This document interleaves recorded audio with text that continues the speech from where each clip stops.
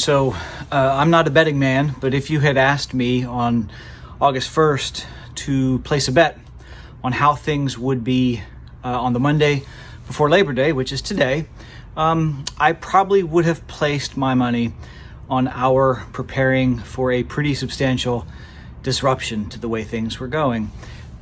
This wouldn't have been the result of inadequate planning, of course, but simply the consequence of distributing the task of executing the plan that we had in place to 500 or so families and to 100 or so employees. In other words, in order for the planning to be effective, we had to count on a whole bunch of people to consistently make the right decisions day after day, hour by hour, and even minute by minute, on campus as well as off campus.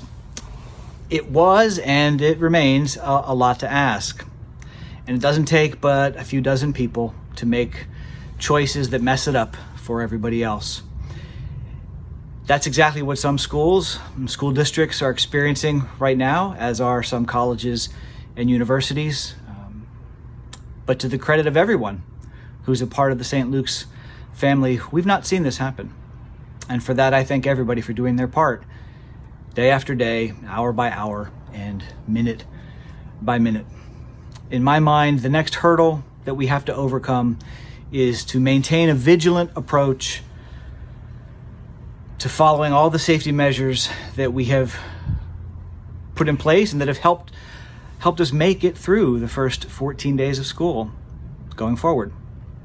It'd be easy to imagine a gradual, almost imperceptible relaxation of precautions that take place at a personal, individual level. Masks that get a little bit lower each day, 6 feet apart, becoming 5.5 feet apart, becoming 5 feet, and then 4, and then so on, especially as things seem to be going pretty well. We have to avoid this complacency.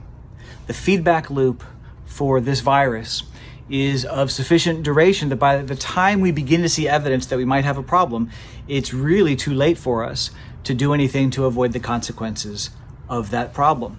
The measures that we have put in place seem to be working reasonably well. And if all that we need to do is to continue to follow those measures, then I hope that we will all find it in ourselves to summon the discipline necessary to do that and to encourage others to do that as well. Later this week, we're going to share our COVID-19 dashboard. Maybe it's a scoreboard more than a dashboard, with all St. Luke's stakeholders. We'll summarize the number of positive tests and quarantines that started and quarantines that were completed and so on for the month of August. And we'll do this for every month, at the end of each month, throughout the school year, to make sure that there is a tangible measure of transparency in respect of how the school community is faring in keeping COVID-19 at bay. I have no idea if other schools intend to do something similar, so I don't really know what we would compare these numbers to, but it makes sense for me that we share this with everyone, even if the outcome that we achieve is just to have full disclosure.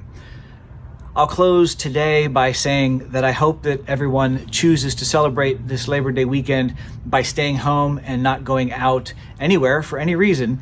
But I'm not expecting that to happen. It's unreasonable to really want that. So instead, I'll say this.